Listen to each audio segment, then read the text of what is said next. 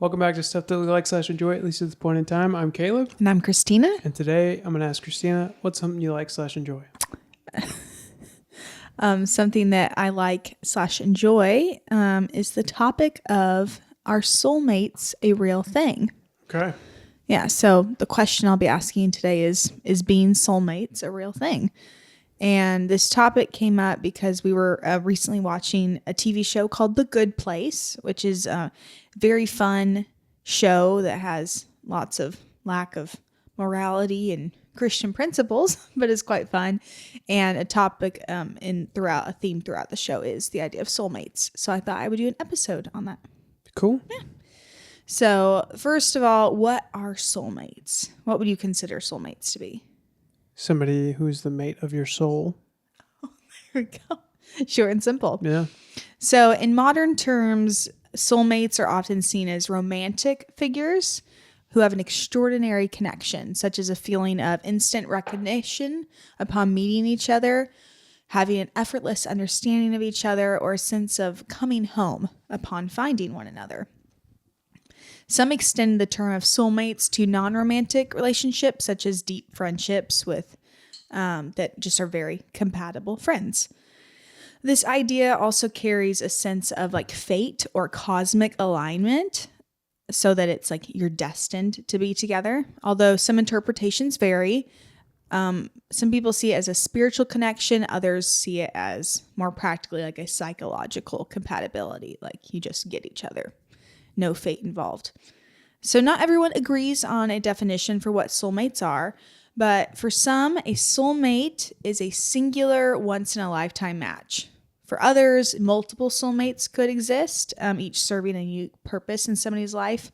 So some people believe there's just that one person out there for them. Others think you can have multiple soulmates, which I found interesting. And I find kind of maybe defeats the concept of soulmates, but yeah. Skeptics view it as a romanticized notion that's driven by just chemistry or projecting on a relationship rather than destiny. So the more practical version of it is you just really like each other. Okay. You're compatible. So do you know where the idea of soulmates came from? Sounds Greek. Oh, there we go. Yes. So the origins of the concept of soulmates is traced back to the ancient philosopher Plato, which we should do an episode on because I'm not really sure who Plato is, but I hear about him. Yeah.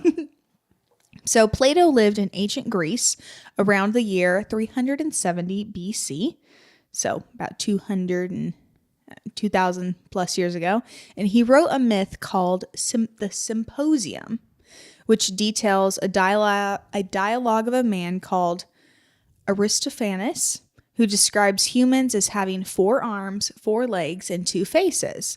And the god Zeus, fearing the power of humans, split them all in half, condemning them to spend their lives searching for their other half, their soulmate. So this myth framed the idea of soulmates as a quest for wholeness, so you're trying to find your perfect match, and a longing to reunite with your missing piece, so that there is somebody who has half your soul out there.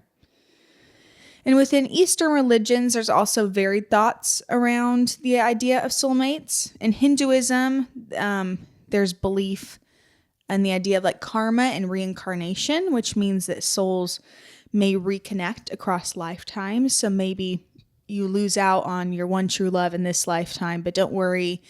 If you have good karma and you're reincarnated to a better realm, you could find your soulmate there, and that's your destiny. In Buddhism, it's less focused on romantic soulmates, but there is a strong idea of interconnected souls, or the idea of karma as well, that bonds people in deep relationships that continue through cycles of death and rebirth. So you're always finding each other in the next realm. And it's maybe not necessarily romantic partners, but friends, family, things like that. And then in Taoism, they believe in yin and yang. So a big emphasis on the balance between 2 opposing forces, which kind of parallels the soulmate idea of 2 complementary beings forming a harmonious whole. So yin and yang isn't necessarily bad. It could be your connecting as a whole. Also, in the New Age, there's been kind of a new concept that's formed even just in the last 20, 30 years of the twin flame concept, which is like a very intense version of soulmates where two souls are halves of one essence. So this belief focuses on spiritual matchmaking rather than being attracted to somebody's personality or physicality, but rather their soul. So in some New Age groups, like a twin flame guru will be like, your soul and your soul match, and now you are connected. And you might not actually feel truly connected with that person, but you just trust that your souls are, that they are your flame, your twin flame. And then lastly, in Judaism and Christianity, some see the idea of soulmates due to a verse in Genesis where it says, a man shall leave his father and mother and be joined to his wife, and they'll become one flesh, which suggests like a divinely ordained union between man and woman. And then when you get married, you become one flesh, therefore soulmates, maybe. Some also interpret Adam and Eve as like the original soulmates because they were created for each other by God, and Eve was created from Adam's own body. In fact, Adam says, upon first seeing Eve, bone of my bone, flesh of my flesh. Therefore, there's that idea of soulmates. Some interpret, in Judaism and Christianity. Yeah. Growing up, did you really have a thought about like soulmates or anything like that? I think initially I thought they were real. Yeah. And that's when I started to understand the concept, I dismissed it. Yeah. Why is that? Well, I think that it's naive to think that there's one person on this planet and that you could find them. What if your person was on the other side of the globe? You know? Yeah. Well, you just missed out. Exactly. Yeah. No, that's a good So point. that seemed a little ridiculous to me. Yeah. Same thing with me. I never believed in soulmates just because I'm like, what if your soulmate like married somebody else? Then what, are you just not supposed to be with somebody ever? So, Yeah. Anyways, moving on to the effect of the idea of soulmates. So apparently it didn't affect us too much, which is probably beneficial. So the idea of soulmates has greatly influenced society as a whole, especially in the arts. We see it in music, movies, and in TV shows, such as The Notebook or The Titanic, where there's a notion of like a destined perfect partner and that drives the narrative of these movies. And there's definitely an emphasis on like fate and an emotional intensity among the movie's main characters, that they're separated, but they'll find each other, and it's very, grand. And this has also shaped cultural expectations of love, I think, through people watching movies where it's these, wonderfully magical Hollywood love scenes. So people have viewed love as like this transcendent, all-consuming experience that you will find your soulmate. And then if you maybe just date somebody and you enjoy them, but you're not like, I don't know, on the front bow of a cruise ship or, running through the rain towards each other, that it's not true love. Right. Yeah.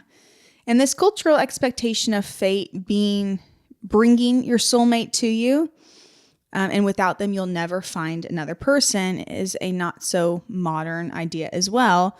Think of classic Shakespearean love stories like Romeo and Juliet, where two star-crossed teenage lovers who cannot bear to be without each other would rather die than live alone. So this grand love story. The soulmate ideal often sets high expectations for relationships, kind of as I was mentioning before, where partners seek this perfect match who fulfills every emotional, spiritual, and practical need that you have. And these unrealistic expectations can cause dissatisfaction and disillusionment when partners inevitably fall short of one's idealized soulmate image, what they believe a soulmate to be. Psychologists such as Ellie Finkel argue that an all-or-nothing mindset can lead to premature breakups or difficulty sustaining long-term relationships. There's been quite a bit of psychological and mental health research done into the idea of soulmates. And there was a 2014 study in the Journal of Social and Personal Relationships that shows that people who have a destiny belief, viewing that like love is fated with like one person, are less likely to work through conflicts compared to those who have a growth belief, believing that love requires effort and mutual work in a relationship. And this can lead to fragile relationships when challenges arrive if you view love as faded. Because if a relationship is going through a rough patch, this could be a sign that maybe this person isn't actually your soulmate after all. But in reality, it could be a perfect match for you, just they're having a bad day. Also, there's a mental health impact on the idea of soulmates, and that is that soulmates, while that concept can foster hope and optimism in people, like, oh, there's love for me out there, it can also, on the flip side, really amplify anxiety or loneliness for those who feel that they haven't found their one true love. And social media on top of this just amplifies this feeling because there's many influencers who curate this image of being like a perfect couple that's always laughing and enjoying each other and having a great time, which creates pressure to find that relationship as well. Wow. Yeah. Okay. You're a little quiet today. Yeah, I'm tired. It's all right. Yeah. So I looked up some surveys of Americans who were polled asking if they believe in soulmates. What percentage of Americans do you think believe in soulmates? 60? Okay, you're pretty close. So in 2017, there was a university poll, and it said 66 of Americans believe in soulmates. And then a 2021 CBS survey said that 73% of respondents say they believe in soulmates. Makes sense. That's a very high amount. I had no idea. Yeah. So final question. Do you believe in soulmates? No. No. No. Okay. No, do you? No. Yeah. It's a pretty easy no for me. Okay. Yeah. Great topic, though. Well, thank you. Yeah. All right. Any closing thoughts on it? No, I mean, I think that the notion of like finding the right person for you is great. I don't think people should settle. But on the flip side, I think there is oftentimes this unrealistic expectation of that relationships don't require work. And I have a couple friends who like found, young love. They were 20 and the girl dumped them or the guy did. And like, they've never really gotten over it. And they've idealized those relationships in their minds. And now they're in their 30s and still single and haven't dated since then. And so I think part of it is that romanticizing of something that you lost and like they were the only ones for you. So I think it really can mess with people. But on the other side, I don't think you should settle because like being in a relationship's a serious thing. So those are my thoughts. Yeah, it's a balance. Mm-hmm. I remember talking to somebody and they were thinking about asking their partner to marry them, but they weren't sure. Okay. And we were probably a year and a half into our own marriage. And I told them that there was no wrong or right answer for the situation because the person was a decent person. And if they married him, love would grow. They're going to work through everything. Mm-hmm. They're going to work through all the issues that this person was saying they were having with that person. And if they didn't marry him, then somebody else would come along. Mm-hmm. And that's just the way that I believe people choose a partner, is that if you like somebody, you get along with them, you feel that you love them, then you can work through most anything and that love will grow over time. Yeah. Even if it's not starstruck, loving feelings initially, it'll grow. I like that. And if you choose not to go with that person, that's fine. Somebody else will come along. So that's always been, not always, but that's been my stance on it. I like that. So did they ask the person to marry him? Not yet. Okay. Yeah. Well, hopefully. They're still together. Hey, that's good news, right? No, I don't know. Yeah, maybe. Right? We'll see. I remember when we first started dating like 10 years ago, we had gone to the movies and we were walking back to the parking garage and the idea of soulmates came up. And you asked me like, do you believe in soulmates? And or the one. And I'm like, I think there can be like 5 or 6 the ones out there, And I remember you being kind of surprised at my answer because I'm like, here I am talking to a guy I obviously really like. And I'm like, yeah, I think there could be like several amazing people for you out there. Yeah. But I think that actually is more helpful and I think more romantic in that you choose somebody not because you're fated to be together or destined, but because it is a choice. I think that's just as romantic.